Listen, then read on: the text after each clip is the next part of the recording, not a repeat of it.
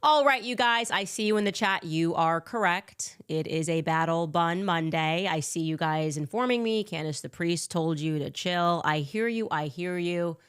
But I have to ask, have you ever just wanted to physically assault people? But it's Lent. So that's me right now. I feel trapped after this weekend, the ongoings online. I mean, we have basically everything going on in America right now. The main source of our problem is obviously that Donald Trump is treacherous. He is engaged in treachery with his Zionist cabal. We are currently engaged in a war in the Middle East that we cannot win, to be clear. Okay, we cannot win that war. We'll talk about more of that. The White House can keep posting their super fake and gay Mortal Kombat type memes. Like, finish him. Whoa, Scorpio. We did this in Iran. But the reality is we're losing, and we're losing badly. And that's what happens when you ignore people like Charlie Kirk and instead decide to listen to people like Mark Levin, psychos like Mark Levin. And further to that point, Trump has apparently allowed Mark Levin's special class of psychos to go after Tucker Carlson. They want to imprison him. They are explicit in that demand. And he has just revealed that the CIA has been spying on him. Cool. So that means that we're basically on the brink of a civil war on top of the global war. And it all could have been avoided if Donald Trump had listened to Charlie Kirk. Welcome back to Candace.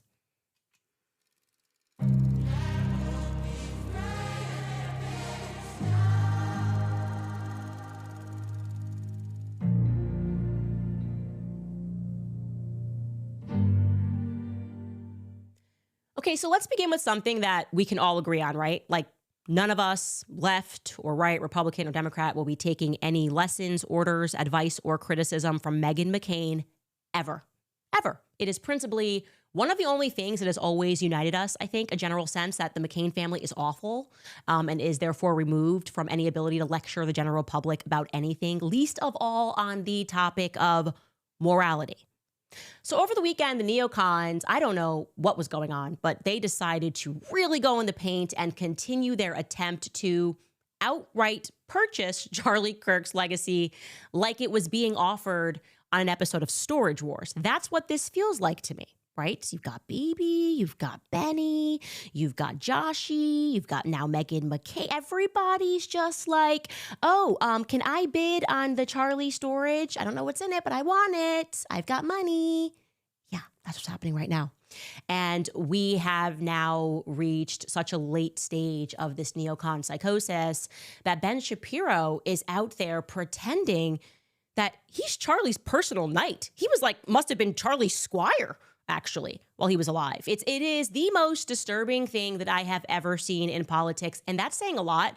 I know that he's a maggot. I know that he just has to do maggot things. He saw Charlie's corpse, just like he saw Andrew Breitbart's corpse, and it's just irresistible for him. That's his nature.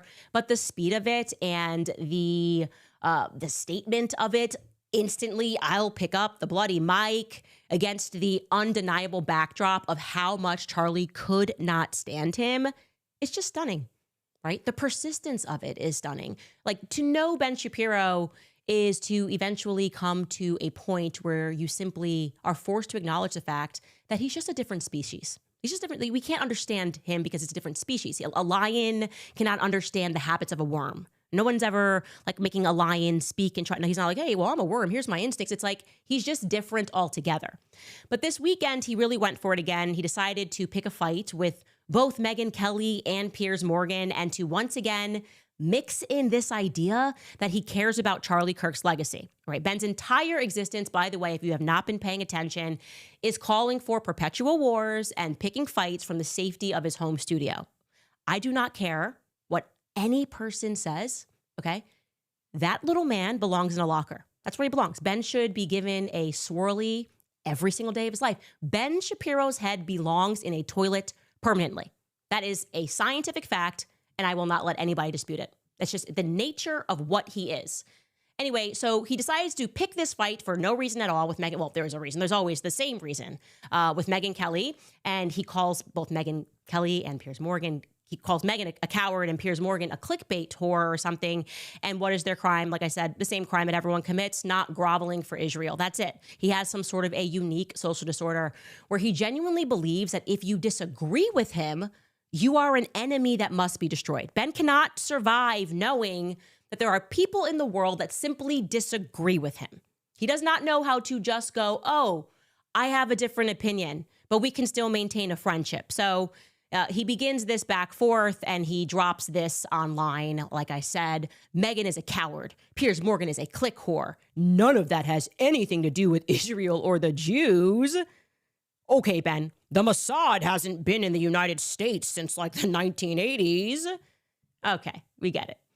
Anyway, Meghan responds to him and basically calls him out on his BS. She writes, poor little Ben, and I do mean little, desperate for me to protect him. Can you imagine being this emasculated? It's sad.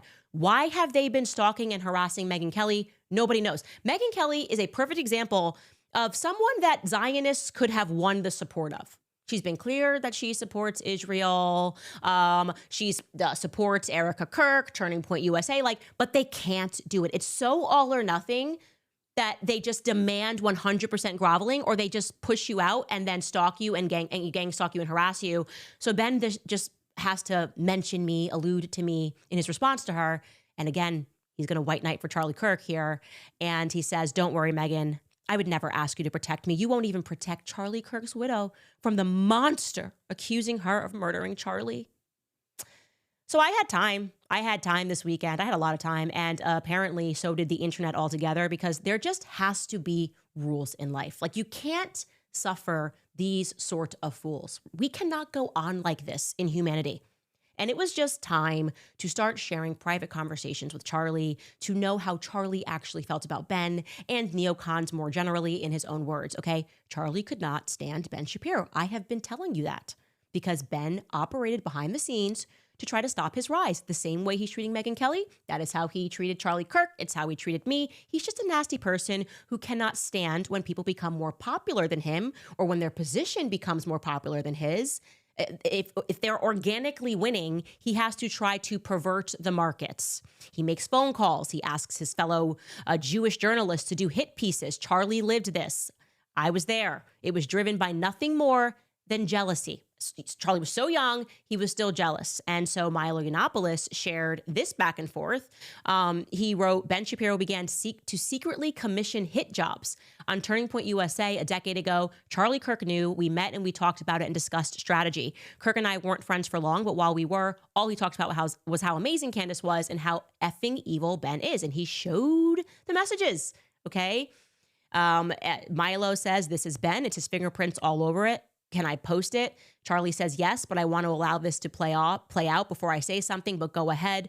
Could use your advice on this, honestly. And he's asking Milo for advice on how to deal with Ben, because he was, again, commissioning people, like he says, to go after him. I was there. This is the true story, okay? And it is, therefore, the worst kept secret in American politics that Charlie Kirk did not like Ben Shapiro. It's a fact. So I shared more private messages so that people can understand how deranged it is that Ben is so shameless that he showed up to Charlie's funeral, $1 million, and elects himself the great defender of his legacy. I'm going to defend Charlie Kirk. And in the name of Charlie Kirk, I'm now going to attack his friends. I'm going to attack his friends over the topic of Israel, a topic which Charlie had actually changed his mind on. That's the reality, point blank. And here's what I shared. I shared Charlie backing me up when Ben treated me publicly like crap, saying, stand for truth. The people are with you. Thank you, Charlie. I will, and I will continue to do that, because the people are on the side of truth. And I said, I know. I've been through it enough, with enough of these to know that truth always wins in the end. And he then laughs and wrote BTW. He was standing on a couch, and I wrote, haha, so good. And Charlie said regarding Ben, he is unhinged. Stay the course. This is how he constantly spoke about Ben. Like I said, I have about 300 messages between me and Charlie to that effect. Okay. And we spoke deeper also on theology guiding Ben Shapiro. I hate to upset the Shabbat Shalom crowd, but Charlie also was aware of the verses in the Talmud and its vitriol, its inherent vitriol toward Christianity. If you don't serve them, then it's problematic. And here is what Charlie said regarding the Talmud. He writes, there are some verses in the Talmud that will blow your mind. I said, I'm aware of them. He wrote, the Talmud is not biblical, but it is their rabbinical interpretations of Judaism. And then I did a deep dive one week, and he wrote thought crime. And I said, yep, this is the real Charlie Kirk that they are now trying to package to us as like a faithful Talmudic Jew who was friends with Ben Shapiro. Do you understand now how sickening it has been for me to have to sit back and watch Turning Point USA allow rats onto their ship, the ship that Charlie built, to effectively reverse course regarding what Charlie actually felt, what Charlie actually believed, and who his friends actually were? A reversal made infinitely more evil by the fact that his wife is at the helm of the company. She could stop that. Podcaster Brett Weinstein then waded into the fray, which was amazing. He was apparently in conversation with Charlie Kirk in June before he died, back when Charlie went toe-to-toe with Bibi Netanyahu and won. Toe-to-toe with Bibi Netanyahu and the bandit of neocon criminals over war in Iran, telling Trump not to do it. And here is what Charlie shared with Brett about what he was doing at the White House. Brett opens this up by saying, on June 18th, I had a text exchange with Charlie Kirk. He said he was spending 2 full days at the White House trying to persuade President Trump not to initiate a war with Iran. Given that Charlie was close with the president and that he represented a large constituency essential to Trump, and given that many proponents of the war with Iran saw a U.S. attack as urgently necessary to the survival of Israel, it is reasonable to wonder if his refusal to back down from his steadfast opposition somehow resulted in his murder. A good investigation could have settled the matter. What we got only increases the reason for concern. Asking this question may be unforgivable, but it is in no way unreasonable.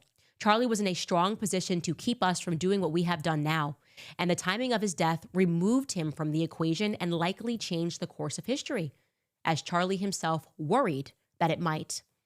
He then shares this back and forth communication. Mind you, these people are telling you Charlie would have supported the Iranian war. And he's responding to something that Brett tweeted, which was supporting Charlie and saying, keep the pressure on. And he writes, right there with you, Charlie, we have to shut these maniacs down. Not only is the Republic depending on it, but the citizens of Israel are too. And Charlie said, thank you, I totally agree. Brett said, and by the way, I think the president needs us to keep the pressure on. The neocons are very vocal and admittedly powerful, but the public does not want war, especially not to be dragged into one by a belligerent Israeli regime. Charlie responds and says, I know, we need to do better. I have a theory on this, which is the power of the dissident media is very good retroactively at uncovering injustice or scandal, like COVID, Ukraine border. We are not good at driving real-time mass public opinion yet. The neocons are. I'm doing all I can. Truly, I was in the White House all day fighting for America. Same tomorrow. Okay? These were Charlie's perspectives regarding the Iranian war. That is how Charlie felt about neocons. He felt like they were maniacs. He's reiterated 1,000 times. He would have the idea of people like Mark Levin and the McCains and the Shapiro coming out and pretending like they represent who he was should sicken you, okay? This is his honest opinion about what he thought about the likes of the Levins and the Shapiros. It's just a fact. Like I said, none of this can be disputed. But don't worry, because then what happens, because they're just getting pummeled with Charlie's own words online, is that our resident turncoat Blake Neff is going to pop in, and then he tries to smooth things over for neocons who are getting, like I said, revealed by Charlie's own words. And basically what Blake does is he tweets a lot of words to admit that I'm telling the truth, that Charlie did not like Ben. Here is what he has to say. Blake writes, since some silly claims are being made right now, no, Charlie Kirk did not, hate, operative word being hate Ben Shapiro. Charlie and Ben deferred about the best direction for the conservative movement. Ben supported Ron DeSantis in the 2024 primary, while Charlie was all in for Trump from the start. J.D. Vance was one of Charlie's favorite politicians, while Ben had been critical of him. Charlie saw Ben as a rival. They both had high-profile shows in major conservative organizations, and Charlie wanted his to be bigger. I'm sorry, I just have to stop reading because it makes me so angry. It is such an objective lie. Blake was not even around for the building of Turning Point. He has no idea what the hell he's talking about. Blake, shut up. Take this tweet down because it makes me angry. Actually, I just got mad, okay? He's a liar. Blake, you are a liar, and you should be ashamed of yourself. You were not there when Charlie built this company.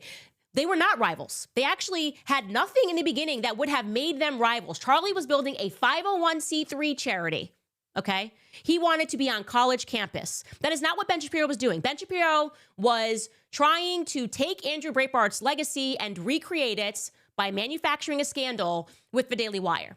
They should have been natural allies. But then Ben had to be Ben. He got jealous as Charlie got bigger, and he went behind the scenes with his connections to the donors and started squeezing Charlie and trying to control who he could speak to. You're a liar, Blake. Why do you keep lying?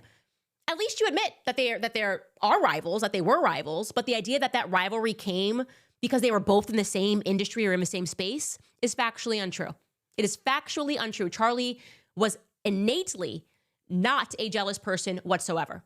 Okay, he liked to share, he liked to build, he liked to bring people into the fold. It's not possible to do this with somebody as petty and as short as Ben Shapiro. It's impossible. It literally is impossible. Anyway, the point being is at least he finally let the words out of his mouth that when Charlie died, they were rivals, okay? That's a confession. And I want you to pause and truly appreciate how disgusting it is that they're willing to say that now, but they didn't care after Charlie died, okay? Like I said, it wasn't because they held a similar space. It was because of what Ben did to Charlie.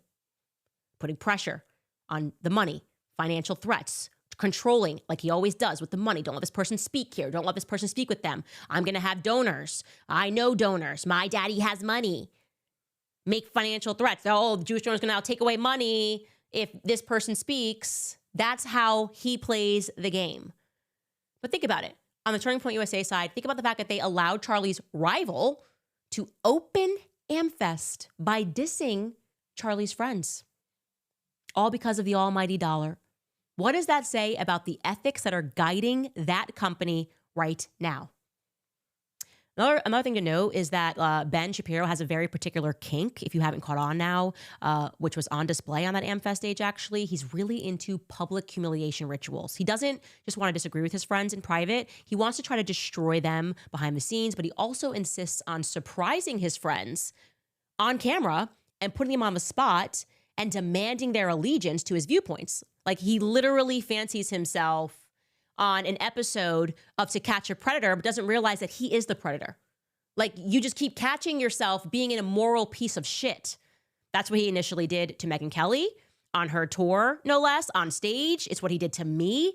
He infamously stood up on that table while I was employed by a company that he was a part owner of. And I find out how he feels about me, calls me a faux sophisticate because I tweeted that genocide was always wrong. That was my big offense. For some reason, he gets off on trying to publicly humiliate people who simply holds a different viewpoint than him, right? He doesn't know that outside of the Pharisees, deceit and betrayal actually doesn't register as cool to the general public. You don't look cool. Also, get your dirty feet off of the table. So what Ben does is he likes to prep and he likes to put his notes and he likes to plan to embarrass people that are his allies, who think that they're his friends, okay? Take, for example, what he just did to Michael Knowles. I want you to watch this. Ben knows going into this that Michael Knowles is the godfather to my daughter, okay? So he knows that there is a literal spiritual connection there because of that. Like, we take that very seriously. We selected Michael Knowles for a reason. He's a strong and faithful Catholic, and he's a good person. So for Ben, when he hears that, when he knows this information, for him to move Michael Knowles to publicly denounce me, to say something about Candace, that would give him a literal high. Like, that's irresistible to him. He needs that. He's just like a little gremlin. He just needs the evil. So watch what he does during a public discussion with Michael. Take a listen.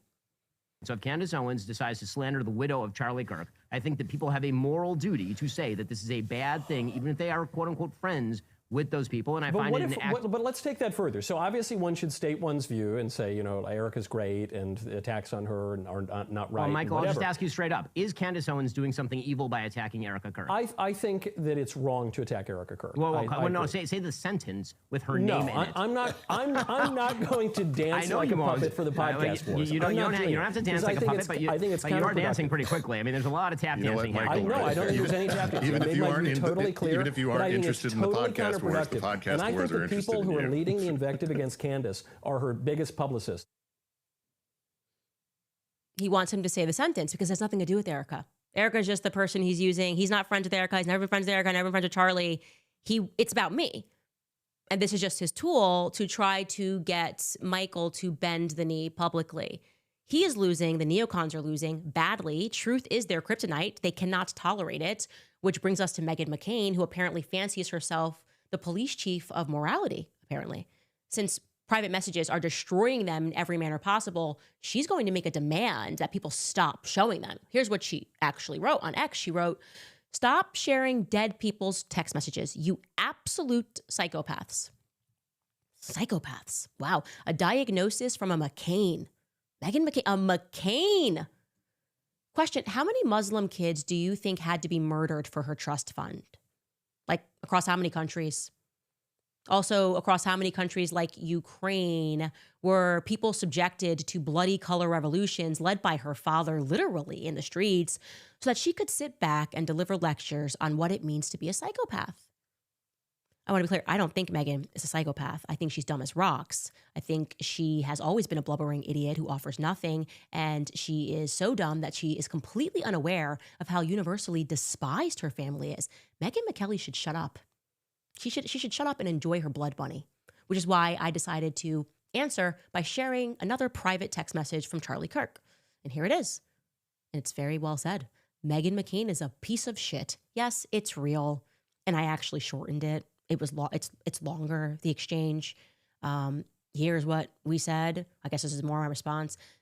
Meghan McCain is a piece of shit. And I said, just like her father was. And Charlie wrote back and said, disgrace. They are a disgraceful family. A disgraceful family for the ways in which they have betrayed Americans and allowed for mass murder and bloody wars overseas. So, speak when spoken to, Meghan, okay? Now, since they hate how much we will not allow them to lie, since they're upset with us for not allowing them to turn Charlie in the afterlife into a war hawk, right? A war hawk in the afterlife. We should probably check in on Trump's dumbass and talk about the war that we're currently engaged in, because he launched this war on Zio vibes, right? This was a Zio vibe war. There was actually no strategy in place other than to keep lying and deluding themselves, and something about a red heifer. I think there's some red heifers and a messiah involved. So we're launching on Zio vibes and some red cows, okay? And it's been a disaster. It has been an unmitigated disaster. So much so that Trump is now going around asking other countries to jump in and help him. Big Ben Shapiro energy, right? So I picked the fight, but my daddy has money. BIBI has money and blackmail. Oh, you picked the fight and you can't finish it because you didn't think through the fact that Iran could just close the Strait of Hormuz, okay? Now, in case you guys are not aware of how significant this approximate 100-mile strip of water is, you should know that roughly 25% of the global liquid petroleum moves through this tiny little choke point, okay? Like, I'm going to show you this on a map. And Iran's just like, we're going to shut that down because we can. Look at this map, just so you understand. So you can see Iran on either side of that. Massive country, 100 million people, and everybody is going to come to the table. If you are playing strategy, war games, you know that if you have not figured out that they could just shut that little choke point down, because who's going to stand up to them? The UAE? You're an idiot. You would be an idiot not to recognize that. But they are idiots, okay? They are idiots, and they're following a prophecy. There's no sense here, and one that we're not following. And remember, we picked this fight. Nothing was going on. Nothing was happening other than BIBI wanted the fight with Iran because they actually want to control that. And they're like, you know what? You guys got a lot of American sons and daughters.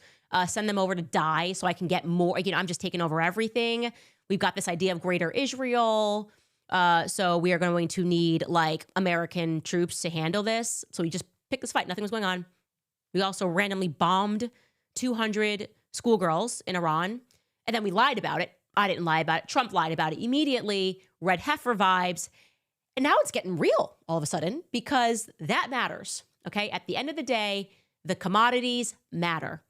And Pete Hegseth gets pressed on this, and he had a remarkable response. Okay. Hey, that strait's pretty important, Pete. What's your plan here. What's going on here? They're saying they're just shutting this down, Pete, with a highly intellectual grasp on how we got here and what we can do going forward. Take a listen. The only thing prohibiting transit in the Straits right now is Iran shooting at shipping. It is open for transit should Iran not do that. Oh, so it will be open if Iran didn't do that, they weren't shooting, and if they weren't angry, if, look, if our actions didn't have any consequences, like, everything will be fine. Like, everything would be fine if we didn't start all of this drama. So that's what you need to realize is the issue is Iran responding to the illegal war that we started. Not the illegal war that we started on its face, but the way Iran is responding to it. That's problematic. Yeah, this is a global catastrophe now, so much so, like I said, Trump is now demanding ground troops that he doesn't have, okay? We don't have the men for this because we don't have the desire for this. The desire has to be with the men. Like, the desire first, the men will follow. And we told him this. We were honest. The reason we elected you was because we wanted peace. We wanted an end to never-ending Middle Eastern conflict. He decided not to listen. There is no appetite for this war anywhere. So Trump is now reduced to going around and asking or demanding other countries to get involved. And here is how the world is responding. And the reason they're responding is because of that choke point, okay? That choke point in the Middle East. They're like, we're going to need that, actually. Germany, here, we'll just put this together for you, said, this is not our war. We did not start it. We want diplomatic solutions and a swift end to the conflict, but sending more warships to the region will likely not help achieve that. That's a strong no. The EU says it is in our interest to keep the Strait of Hormuz open, and that's why we are also discussing what we can do in this regard.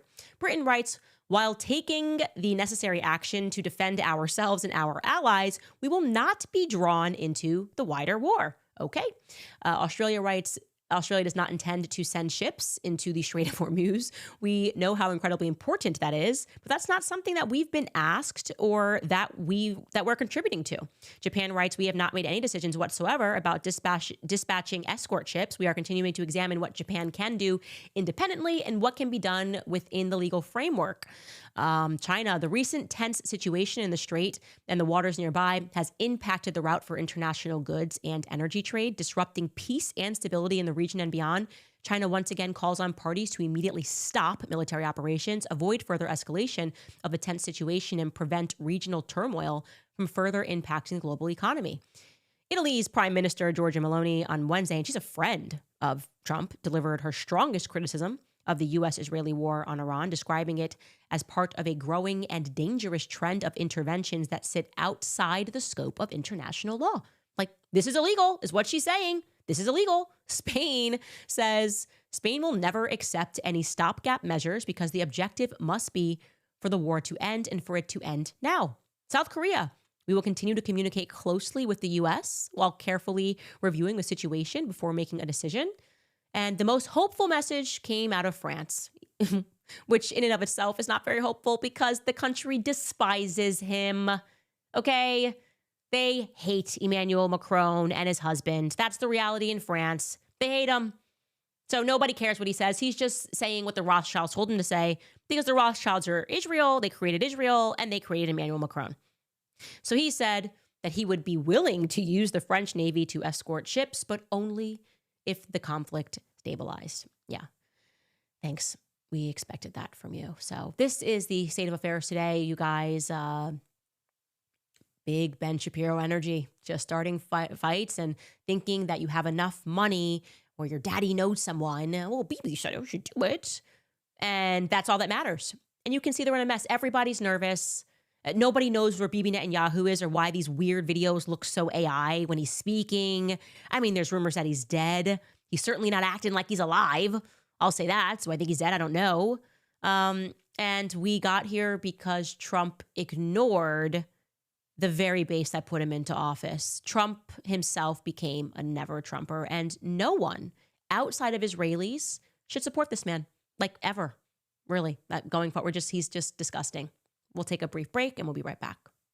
All right, you guys, thanks to you. Last year, PreBorn helped to rescue over 80,000 babies, and today you can help save even more because every single day, thousands of women hear the same devastating lie, that abortion is their only option, that they're alone, and that there's no hope. But everything changes the moment a mother in crisis walks into a preborn network clinic and sees her baby on an ultrasound and hears her baby's heartbeat for the first time. That one moment doubles her chance of choosing life because she realizes that there is an actual life that is growing inside of her, and it's therefore not a problem that needs to be solved, but a human life that needs to be protected. So let's be there for her in that beautiful moment with love, prayer, and support. For just $28, you can provide one life-saving ultrasound, and $140 provides 5 ultrasounds and 5 chances for life.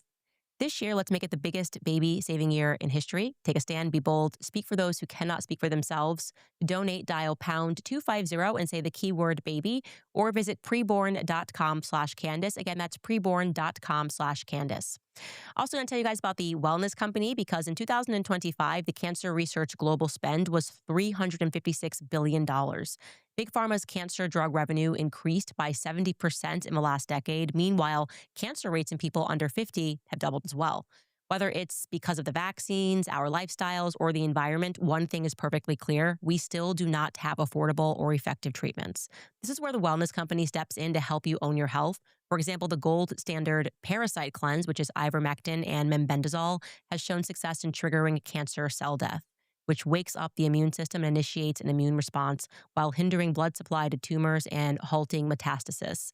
At the Wellness Company, you can order it right from your home. It's USA compounded, doctor-prescribed ivermectin and mebendazole is designed to help the body eliminate parasites with proven off-label cancer-fighting benefits. Each bottle contains 90 capsules, enough to complete 4 21-day cleanses. All you need to do is to fill out a quick intake form. A doctor will review it, and your medical-grade parasite cleanse will arrive in a week. So head to twc.health/Candace or visit twc.health and use code Candace at checkout to save $90. Plus, you'll get free shipping. That's twc.health/Candace. It's difficult to put into words how stupid Trump is for getting us involved in Iran. And I think the best thing to do, therefore, is to allow Trump to explain to you the very sensible reason that he decided it was the correct course of action. This is him today, explaining our totally legit reasons for getting involved, and actually not even getting involved, starting this war. Take a listen. We don't need oil. We have all the oil we need for ourselves. It's one of the great assets that we have. We have more than double what anybody else in terms of oil production. We're at more than double any other country. So we don't need it, but we did it. It's almost, you could say we did it out of habit, which is not a good thing to do. But we did it because we have some good allies there. We have some great Middle Eastern countries there, Israel there. So we did it for a lot of reasons. So I would like to reiterate, we did it out of habit. We are kind of like in the habit of just sort of like mass murdering Muslims. Like that's just kind of what we do. We've been, like, it's just like a habit. We've been trying to kick it. It's so hard, but it's been decades of this habit. You know, nobody's perfect, right? Like my grandma smoked cigarettes or something and it never could really kick the habit. That's the vibe he's giving us, right? It's just a habit. Like, oh my gosh, you ever like chew gum or say, It's a habit that we're trying to kick. We're trying to not murder Muslim kids for no reason. But then we just like saw the school with the girls. And we were like, oh my God, okay, we can't get to rehab. Yeah, this is America's habit. And then he tells us really, he's like, oh, that's not good. Kind of stops himself there. So that's the real reason, but it's not a good reason. Okay, what's our second one? Well, we have a lot of allies in the region. Really? Because all your allies are saying don't do this. They've all said don't do this, except for Israel. And you're a slave to Israel, Trump. Because you just want them to put your name on a building in Gaza and then put the building on top of all the dead kids, right? It's going to be a lot of dead Muslims and Christians, and you can put your building on top and it'll say Trump in that gaudy gold, which will be fantastic, right? That's what he's saying. So that's why we got involved. I just wanted you guys to hear from his own mouth because I couldn't explain it because it was so stupid. And then when he said it, it suddenly was even more stupid. Red heifers, Zio vibes, hard to kick cigarettes. Cool. And we haven't even mentioned the fact that we're also losing Iraq. Yeah, no. So check out this headline. This is real. U.S. urges citizens to leave Iraq after attack on the embassy in Baghdad, because security officials say the embassy complex was struck by a drone after strikes killed 3 members of the Iran-backed Kataib Hezbollah and reportedly wounded its leader. So just so you understand, That's the biggest embassy in the world. I don't want you to think that that's like you walk down DC and it's like, oh, there's the embassy to Qatar. There's the embassy. No. It's bigger than Vatican City. It's basically an American city that's sitting in the middle of Baghdad, okay? And it's just getting hit, and Trump is saying, evacuate. Hey, guys, we're going to lose. We're already losing, and it's because we just can't kick this habit of murdering Muslims for no reason because Israel says so, because they want to steal their resources. We're just in the habit. And in preparation for that inevitable loss, which is coming, what is happening right now is actually getting quite dangerous because neocons are lashing out and they're doing what they always do, blaming everybody but themselves. All of this could have been avoided if they stopped deluding themselves, okay? They think they can just buy reality. And I thought about this for at least the last 3 weekends. I talked through this with my husband because it was a tweet from Michael Knowles that Michael Knowles was responding to, and I couldn't believe it. Right before we went to Iran, they started faking polls in such an egregious manner. Like they were just producing polls that were completely removed from reality. You know, they have these bots now in every comment section, and there's just sock puppets telling you everyone wants to bomb Iran. And it's like now the polls were basically like 150% of people support war in Iran. And I said to my husband, like, whoa. I understand tipping the scales, but this is delusion. This is very dangerous. Like I said, to what end? Why would you do this? Why would you create fake polls and fake people and puppet account? Everybody knows that this war is not supported at all. And my husband reminded me that Jordan Peterson used to say that you can only bend reality for so long before it snaps back. And so I just sat down in my bed and decided to just sit and publish my thoughts on exactly what is happening right now with Zionists and how Trump has been infected with their delusion. And it's because they genuinely were trying on a strategy of fake it till you make it with war. Fake it till you make it. Nobody supports this. Nobody will, we're just going to fake it till we make it. And just as soon as you get the bombs out there, we'll figure it out. Okay, so this is what I wrote. Jordan Peterson once said, you cannot twist the fabric of reality without it snapping back. Though his words were not shared in the context of today's current events, they ought to be recalled as we examine the objective failure of this administration's disastrous decision to attack Iran. Over the last 3 years especially, we have watched Zionists bend the fabric of reality.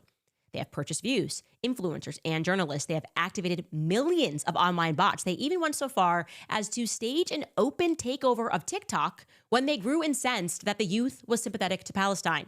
With a seemingly unlimited budget, they have feverishly banned accounts, passed speech laws, only to discover that none of these actions amount to real power. In fact, they represent actions taken when power is on the brink of collapse. Because while bots can land in every comment section across social media, they cannot land plans in the Middle East. Bots are not capable of putting their boots on the ground and delivering you Iran. It turns out you still need real human beings for that, the very kind they have banned, blocked, and smeared for the better part of the last 3 years. No matter how many articles Barry Weiss publishes or how many monologues Mark Levin stammers through, the overwhelming majority of people in the world sense that Charlie Kirk was murdered for opposing this war and that Israel's hands are not clean in the story. Charlie Kirk's assassination and Netanyahu's response to it was consequential to Israel. There is a foundational principle that magicians should never believe in their own magic. It is important to draw a distinction between illusion and reality. It was not magic that maintained Israel's place in the world. It was a reality that people like myself and like Tucker Carlson and Megyn Kelly, however ignorant we may have been in our earlier assessments, once genuinely supported Israel and thought Zionism was a moral position to hold. We may have been wrong, but we were many. More crucially, the American people as a whole believed in the innocence and the friendship of Israel and were therefore willing to die overseas to defend her. All of that goodwill has now evaporated, and it happened virtually overnight. And in their sheer arrogance, rather than meaningfully working to restore relationships, Zionists continue to use tactics of slander, deception, lawfare, and yes, murder to force their perspectives.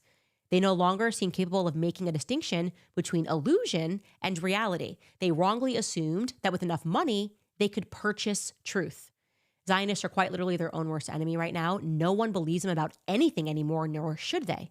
Calls to, quote unquote, prosecute Tucker Carlson or to bankrupt Candace Owens register to the public as exactly what they are, which is rabid, ill-advised demands from a bunker normally made right before an empire is about to fall, or before reality snaps back. That is my honest opinion of what we are seeing. They've just been buying things for so long that like the economy online, I've been watching them say, like, they'll say things like Mark Levin is a top podcast. They're buying those things through ads. It's fake. The numbers are not real. Actually, it was just announced that if you look right now, me and Joe Rogan are in a 3-way tie with one other podcast for the top podcasts. But if you actually go to Apple, it'll just keep telling you that no matter what, like everyone loves like Mark Levin and Ben Shapiro. It's just not reality.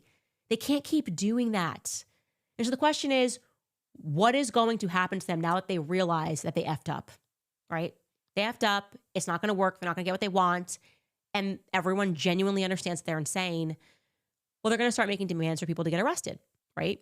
Because if you have the ability to delude yourself to that point, that you even made it to that point, it means that you're probably crazy enough to continue to fight to hold on to your delusions. Like you don't want to wake up to reality, which brings us to their current demands, which is for Tucker Carlson to be arrested. For what? Because he tried to stop this war in the first place.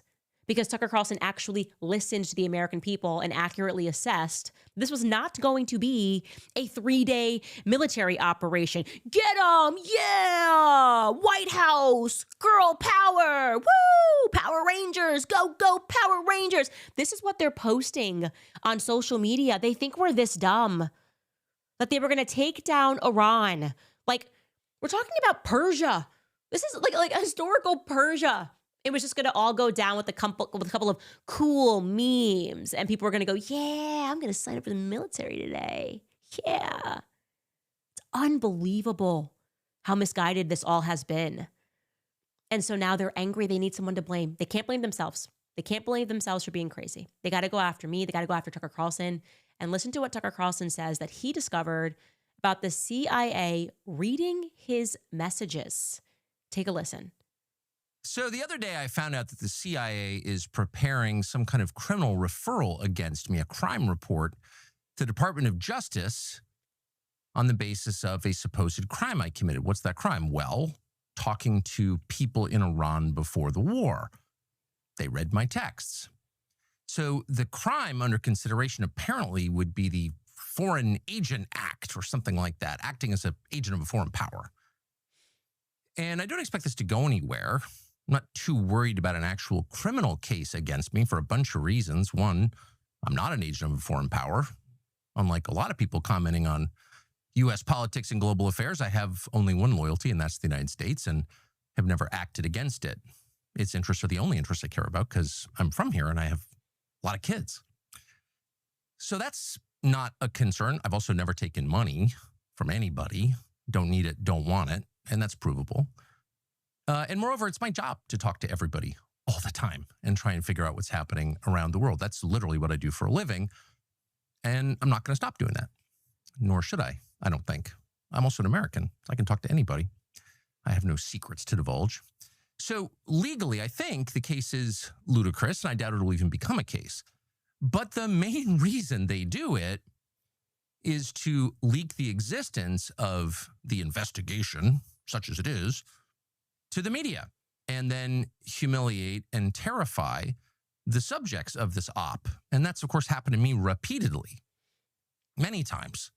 There are also people with agendas and grudges and no sense of restraint who are happy to misuse the power they have, granted them by our elaborate secrecy laws, to hurt fellow Americans for ideological reasons. That is entirely real. That's the story of Russiagate.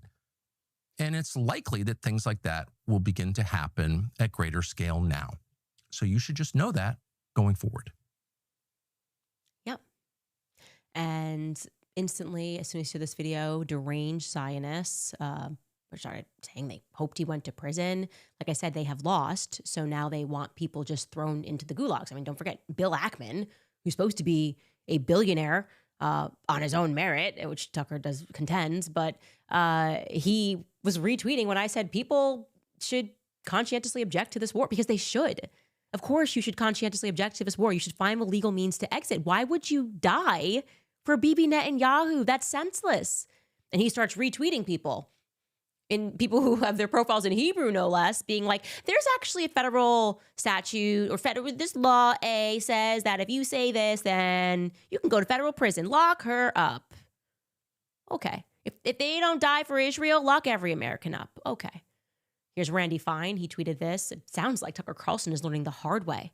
And I will bless those who bless you, and the one who curses you, I will curse. That is the truest interpretation for them of this verse. Listen up, Christians. You will die for Israel. You will die for Israel. You will support Israel, or we will ruin you. Okay, you will send your sons and your daughters to die. You will literally kill off your families, or we will ruin you. We will destroy you. We'll put you into prison. We don't care about you. In fact, our Talmud, those of us who describe ourselves as Talmudic Jews, kind of tells us that you have the souls of animals, actually. Certainly is a perspective held by people who they view to be messiahs, okay? And that's the vibe. So when we write this verse, when we interpret this verse, even though it's completely inaccurate, it means it's a threat. Do what we say or else. God bless you. You know, God will bless you if you do everything we say. It's a threat. Laura Loomer jumps in and she says, I have created a list, of conservative influence who I believe are taking money from Iran, Russia, and Qatar. I have attached my supporting evidence. As I told the DOJ, Tucker Carlson isn't the only one who is likely violating FARA. All of these traitors deserve jail time. Yeah, we're still waiting for the list. She keeps alluding to it, but she never publishes. Why do you have to give it to the DOJ? Why don't you just publish on X? It doesn't change anything. If you got proof that people are taking money from Qatar and taking money from Iran and taking, which by the way, that would be Israel that does that the whole time. Just publish it. Don't be coy. You're not known to be coy, Larry. Come right out and publish the list. On the sensible side of the pond are people like Alex Stein who tweeted this. America is totally compromised by foreign actors if Tucker Carlson gets arrested before anybody on the Epstein list. Yeah, well, that sounds absurd, but that is probably a likely conclusion, honestly, is that it is more likely Tucker Carlson will be arrested than anybody on the Epstein list because this is Epstein's revenge, right? This is the class that protected Epstein, protected people who were harming kids, lied to us, gaslit us. This is like their final gasp. They're basically like, we're going to attack everybody who, for some reason, is just against pedophilia and wants this Epstein list. We're going to start a war in Iran. People who are asking questions about Charlie Kirk. Nothing we've said makes any sense. And this hypnosis of us having people repeat that it was Tyler Robinson, it doesn't seem to be working. So we're just going to go start another war for BIBI and just murder another generation of Goyim. I say no, Goyim, mark yourselves safe. All right, understand what is happening. Plug out of this system. I have absolutely zero respect for our commander-in-chief. He is serving Israel. He is not serving American interests at all. I don't even know if he comprehends. We have our own oil. It gets a little bigger than that, buddy. It's a little bigger than that. Okay?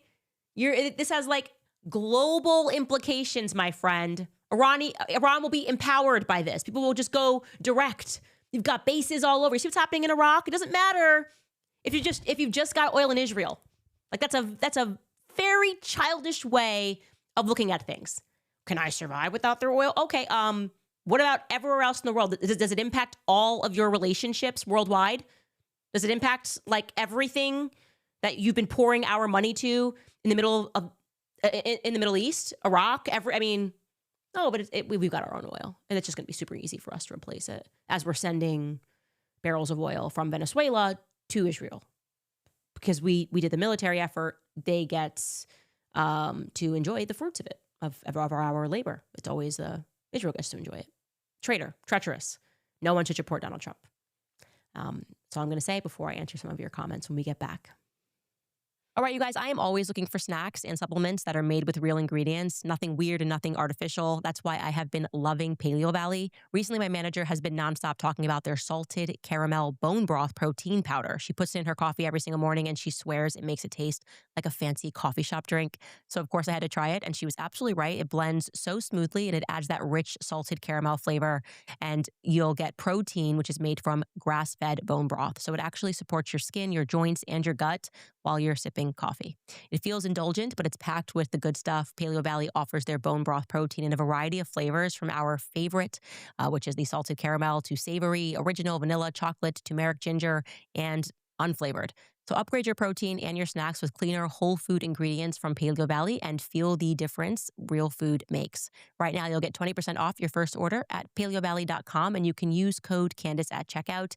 Again, that's paleovalley.com with promo code Candace at checkout. Also, want to remind you guys about American financing because maybe you have looked at your credit card statements lately and you're working 40, 50 hours a week just to buy groceries and gas, things that used to be affordable. The banks are charging you over 20% interest for the privilege. Really think about that. It is designed to keep us underwater. American financing is doing something that the big banks really hate. They are actually helping people. They have mortgage rates that are in the 5s, and they are showing homeowners how to take their hard-earned equity to wipe out that high interest debt. The average savings is around $800 a month. So talk to one of their salary-based mortgage consultants. There are no upfront fees, and there are no obligations to see how much you could be saving. And if you start today, you could delay 2 mortgage payments. You can call American Financing today at 800-795-1210. And that's 800-795-1210, or visit americanfinancing.net/Owens. Again, that's americanfinancing.net/Owens. All right, top comments from the last episode. Surfer G-Man writes, 3 things that Charlie Kirk was for: no war with Iran, release the Epstein files, and audit to TPUSA. Hence, who benefits from his death? That is a great open-ended question that we all know the answer for deep down. Bell wrote, Netanyahu is the worst president the United States has ever had. I so agree. Comments from today's episode. Jojo writes, wow, that was amazing. Thank you for articulating and advocating for us. Thank you for continuing to shed light on the truth. Thank you guys for supporting me. 7 Sheets writes, Magma, make America go Max always. I would buy that hat. Corey Henry writes, Ben was standing on a table and he was still too short. He needs a ladder to be a bigger Ben Shavina. Miss Moxie writes, I absolutely love you. You have a special place in heaven waiting for you. Good people are hard to find, yet you are one of them, ma'am. Go Max. I'm praying for you always. Thank you guys for the prayers. And like I said, extend those prayers to Tucker and Megyn Kelly. I don't know why they have been so obsessed and so terrible. Like I said, she's was an obvious ally. Richardson Kuntz writes, thank God that you kept all the messages between you and Charlie. Keep speaking your truth, Candace. It shall set you free. Christ is King. Yeah, I said that to my husband because he always gets on me since we were together, since we got together, and he would be like, your digital life is such a mess. Like, how do you have messages from when you were in high school? I'm like, I don't know, I just don't delete my messages. It's just a weird thing. He's like, this is crazy. And he's got the tidiest digital life ever. He can't even find something that was written a week ago. And I just don't live my life like that because sometimes I'm like, oh, I need to recall something. And in this circumstance, it has served me well. Lauren Dunway writes, your life has God-given purpose. I am a Christian, a patriot, a mother, a lesbian, and a small business owner. Evil uses differences to pit us against each other and distract. You are bringing together a critical mass across the spectrum. Imagine what we could all do together. Go Max. I am very happy that we are coming together to look at a bigger picture and to really appreciate that this evil is not unique to the left or the right. And there is, in fact, a global elite working at the top, and they are serving the interests of themselves. It's Meghan McCain's piggy bank, right? And they will never stop demanding war. They will never stop demanding death. Israel worship, it's Baal worship. I mean, they have to sacrifice children. They cannot give you a reason for why our military hit that school other than, Baal needs more children. That's it. That is how I read the situation. Megan Vincent writes, CIA targeting Tucker for talking to Iranians while AIPAC walks free as an unregistered foreign agent. The dome is failing. Carriers are pulling back. 175 schoolgirls are dead, and there's no apology. We are not winning this war, and we're losing America. Megan, that is so well said. He's completely lost America. We're more likely, I wouldn't even call it a civil war. I think we're all on the same side. I think it's gonna get real ghetto if they come for Tucker Carlson. Real ghetto, real soon. Lauren, it's already pretty ghetto here, but that's really gonna send people. You're angry at him because he doesn't want American men and women to die overseas for Israel. What is wrong with this administration? It's totally wacky. This is what happens when Jared Kushner is running the White House with his father, who is in Paris. I want to remind you guys, by the way, we have merch coming. I see so many of your comments about Battle Bun merch. We are going to get that together. In the meantime, you can definitely get your Daddy's Home Shabbat Shalom t-shirts. Pour one out for my big homie, Blake Neff, who just needs to keep his mouth shut. And yeah, we have a ton of new merch and stuff on the website that is great. And I feel like I chilled today a little bit.